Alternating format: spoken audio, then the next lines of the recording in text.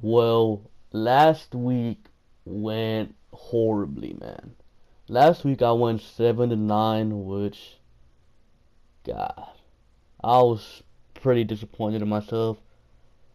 I mean, there were some games that I just wasn't expecting to turn out that type of way. Like, what's it called? Denver destroying the Jets, the Dolphins beating the Patriots, the Titans losing to the Cardinals. Like, games like that. Like, it was kind of low key and upset weekend.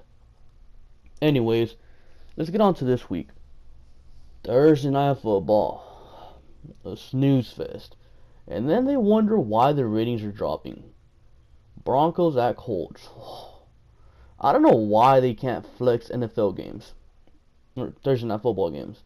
Nobody wants to watch this, and I'm not gonna watch it either. Even though I love watching football, I try to watch every single game possible, but I just don't watch the ones that don't look that interesting. And this one's not one I'm gonna watch, but I am taking the Broncos. The Colts are just an overall mess. Jacoby Brissett is the worst, or one of the worst quarterbacks in the league. And yeah, the Broncos aren't really all that good either in the quarterback position, but at least they have a defense, or at least they found that defense. Bears at Lions. This is the first of the Saturday doubleheader that we're getting, and this one's not really all that great of a game. I mean, Trubisky sucks. Lions should easily win this one and go 8-6. So I'm taking the Lions, obviously. Now this one, Chargers at Chiefs, both 7-6, both tied for first place in their division.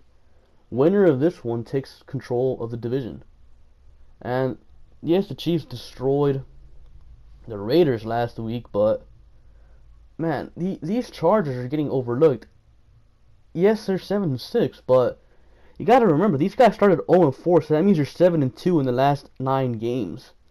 So I am taking Joey Bosa, Melvin Ingram, Melvin Gordon, and Phillip Rivers against this Chiefs team that has really fallen off after that 5-0 start. Jets at Saints. The Saints took a pretty bad loss to a terrible Atlanta team. Or not really terrible, but not as good Atlanta team. Mostly due to the fact that Alvin Kamara got hurt. Alvin Kamara is back, and the Saints will get to 10 wins easily. Eagles at Giants.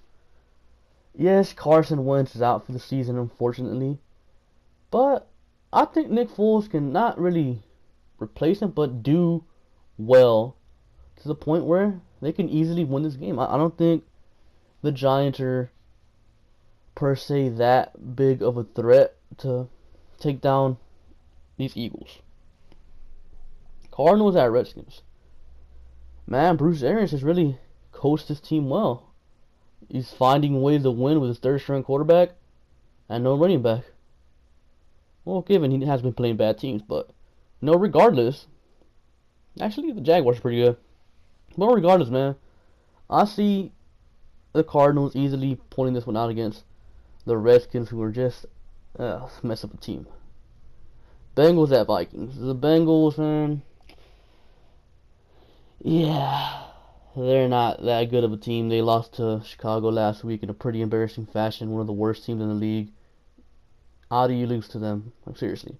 I really thought the Bengals could possibly have made a playoff run, but then they lost to the Steelers in a Bengals fashion way, and then they get blown out by the Bears. Like, yeah.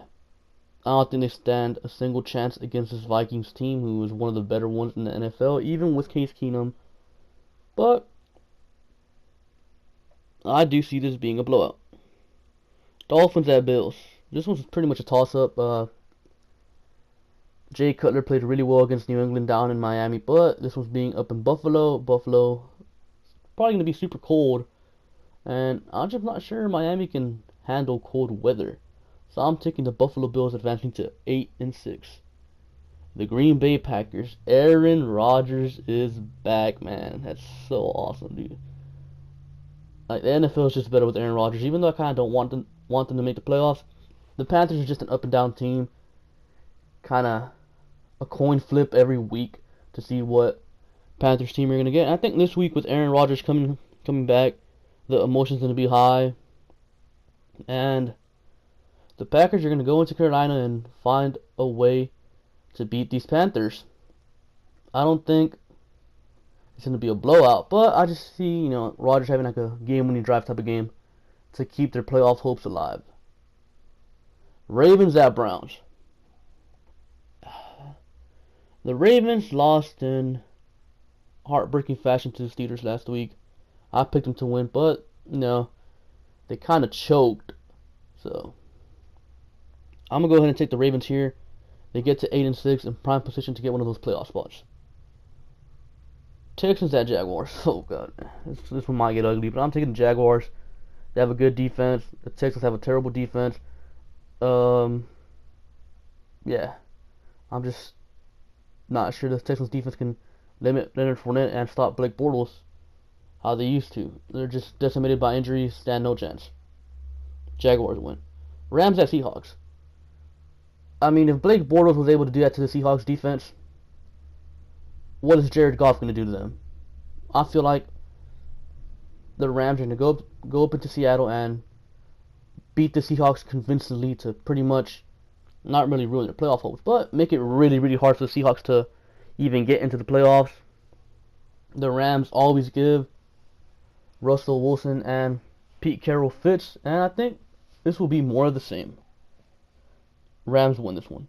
Patriots at Steelers. The winner of this game pretty much controls the number one seed in the AFC. The Patriots just kind of lost in embarrassing fashion to the Dolphins last week.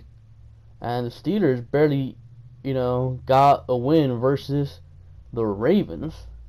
And the Steelers have kind of just been floating around, having close games with teams they shouldn't really have close games. And by those teams, I mean Packers. Well, Brett Hundley led Packers. And the Bengals the following week. The Ravens, I understand you having a close game with them. They're actually a good team. But those two teams, they've had 3 close games in a row, and I feel like this one's going to slip up, and they're going to lose. Pretty bad. Titans at Niners. Jimmy Garoppolo has kind of changed his team around. The Titans are kind of just packed their bags and they're kind of done for the season. They've been playing bad pretty much all season, but eventually, or recently it's just caught up to them. And I just think there's no way Jimmy Garoppolo loses his first home game in San Francisco. So I'm picking the Niners to keep on rolling, getting to 3 wins in a row, 4th win in the season with Jimmy Garoppolo. Or 3rd win of the season with Jimmy Garoppolo, 4th overall. Cowboys at Raiders. Okay, so the Raiders and the Cowboys are kind of both in the same position. They need to kind of win out, and with a little bit of help, they could get into the postseason. I think the Cowboys are the way better team, but I just feel like the Raiders are going to be way more desperate. I feel like they're going to be taking more chances, be doing way more, and I just feel like the Raiders are somehow going to find a way to pull this one out and beat the Cowboys and keep their playoff hopes alive and pretty much just squishing the Cowboys' playoff hopes. Because I think at 9-7, there is no way the Cowboys make the playoffs. At 9-7, there's a chance the Raiders can make the playoffs. Falcons at Buccaneers. Man, the Buccaneers, say it every week, they're an embarrassment.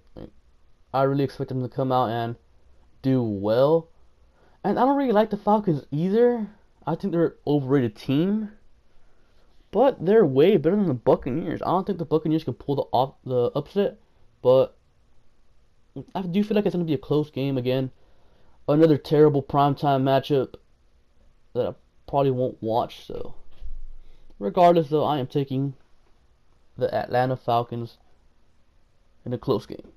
So, those are my predictions for the week. Comment down below your own predictions. Make sure to like and subscribe. And hopefully, man, I don't go 7-9 again. Because, God, that's really, really sucked. I think that was my worst week yet. But, hopefully this week I go like 16-0. Yeah, probably not going to happen. Anyways, Thank you for watching, and I'll catch you guys later. Peace.